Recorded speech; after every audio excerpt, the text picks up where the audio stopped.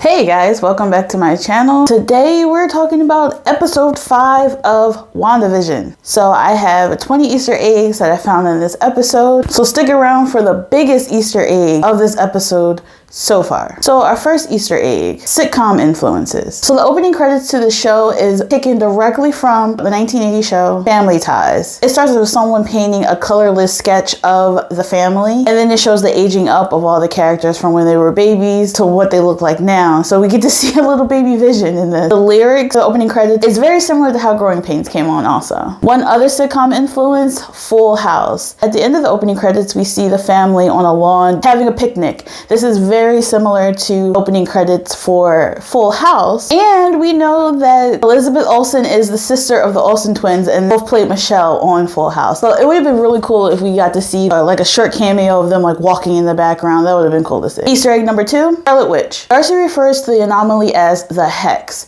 after the hexagonal patterns that appear in every episode. In the comics, Wanda's powers are often referred to as hex bolts, and she could also produce hex spheres, and the town seems to be enveloped in this large hex. Also, director Hayward asked Jimmy if Wanda has an alias that she goes by, and Jimmy says she doesn't. So this is probably a nod to the fact that Scarlet Witch has not been used in the MCU yet. Easter egg number 3, Vision. Now we know that Vision's corpse is physically present in Westview, and he isn't just a manifestation of Wanda's powers. And when Wanda saw him as he really was at the end of episode 3, it wasn't a hallucination. We also see that Vision has the ability to awaken people, and this is another Easter egg to the comic book House of M event, when Scarlet Witch rewrote the entire world and created a false reality. There, a girl named Layla Miller, who resisted Wanda's influence, she had the ability to awaken others with a touch. She used those powers to awaken the Avengers, who successfully forced Wanda to reset reality back to normal. Easter egg number 4, Endgame's deleted scene. Director Hayward shows footage of Wanda breaking into SWORD headquarters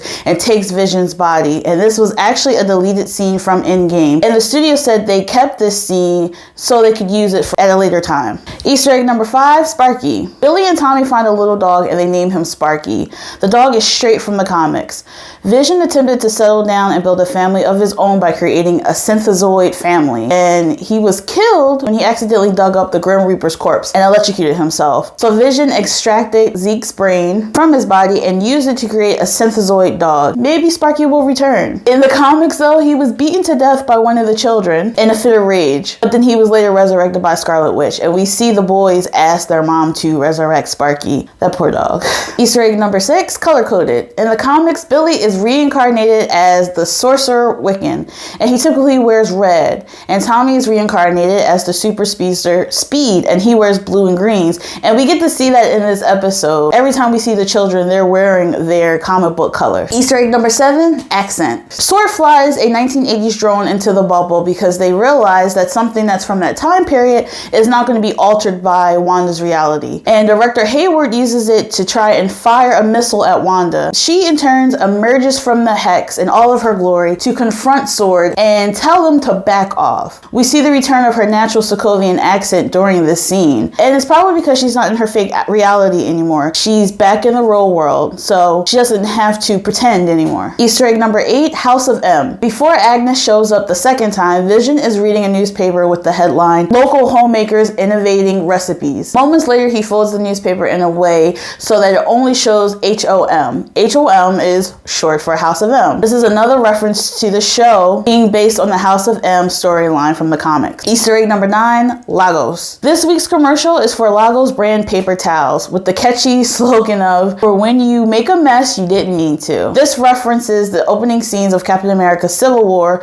when Wanda used her powers to stop Crossbones from detonating a bomb in a crowded marketplace, and she accidentally killed innocent civilians when the bomb exploded. Like I said before, each episode seems to reference something dark from Wanda's past. Easter egg number 10, Infinity Stones. The Lagos ad is also another reference to the Infinity Stones. Now, I never noticed this before in the previous episodes until this one. So the first episode with the toaster represents the Power Stone. The second commercial with the watch represents the Time Stone. And the Tesseract-shaped bath powder for the Hydra Soak represented the Space Stone. And here we have the red liquid spilled. It looks like something similar to the Ether or the Reality Stone. So only the Mind and the Soul Stone have yet to be shown. So we probably have at least 2 more commercials officials. Easter egg number 11, X-Men. The scene of Wanda confronting Sword agents looks to be directly inspired by the scene in the first Sony X-Men movie when the police try to take down Magneto. He uses his powers on their guns and causes them to be aimed at the cops themselves before escaping.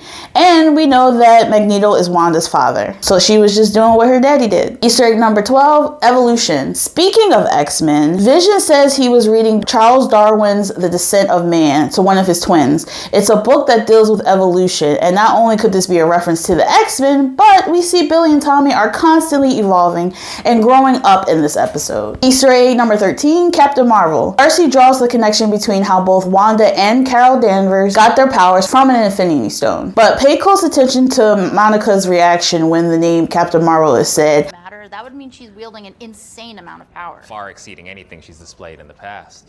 She could have taken out Thanos on her own if he hadn't initiated a blitz. I mean, nobody else came close. Well, I'd argue that Captain Marvel came close.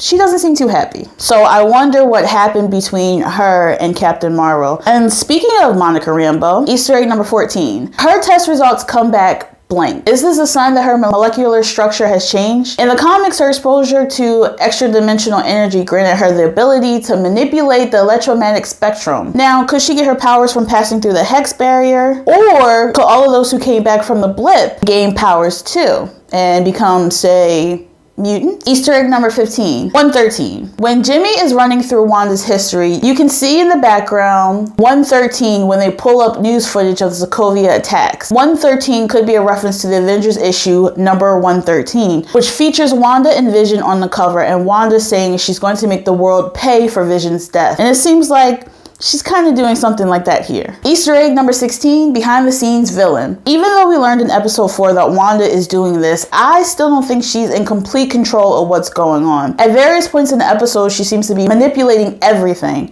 but at other times, she seems to be completely immersed in this reality. And when she talks to Vision at the end, she seems genuine when she says she doesn't remember how this all started, leaving room to believe that someone else is manipulating things behind the scenes. Easter egg number 17, Auntie Agnes.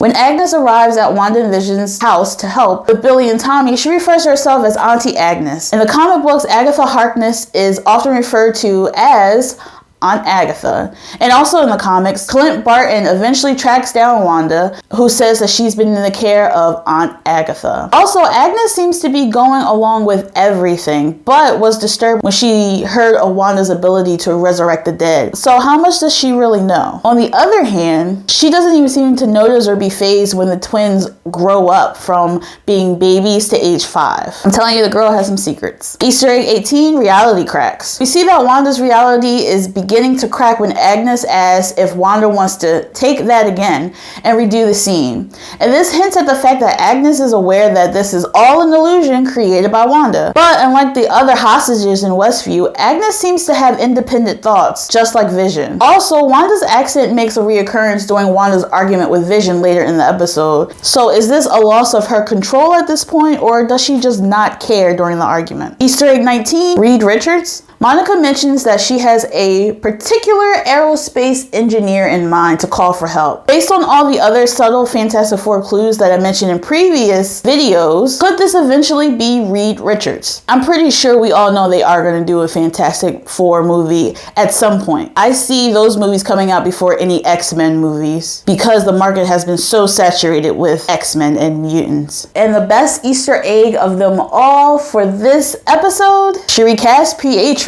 Evan Peters returns as Pietro Maximoff, or Quicksilver. We know that Aaron Taylor Johnson played Quicksilver in the Avengers Age of Ultron, and Peters played him in the Days of Future Past. But does this mean that Pietro is still alive? Did she accidentally bring the wrong Pietro into her reality? We know that the upcoming Doctor Strange in the Multiverse of Madness and Spider-Man 3 movies will deal with alternate realities. So could this be the start of the multiverse breaking down because Wanda is heavily manipulating reality? Or what if this isn't even Pietro at all? What if it's someone manipulating the situation? They're merely taking the form of Pietro to mess with Wanda even further. Again, I know that there's a big bad during this season, and there may be even two. There's talk of Mephisto, but I still still think Agatha Harkness has a hand in this. So only time will tell. So guys, those were 20 Easter eggs I found in episode 5 of WandaVision. I hope you guys enjoyed this video. Don't forget to like, subscribe, and hit that notification bell so you know when I come out with another Easter egg video for episode 6. And as always, let me know in the comments if there were any Easter eggs that I didn't mention that you noticed. And I'll see you guys in the next one.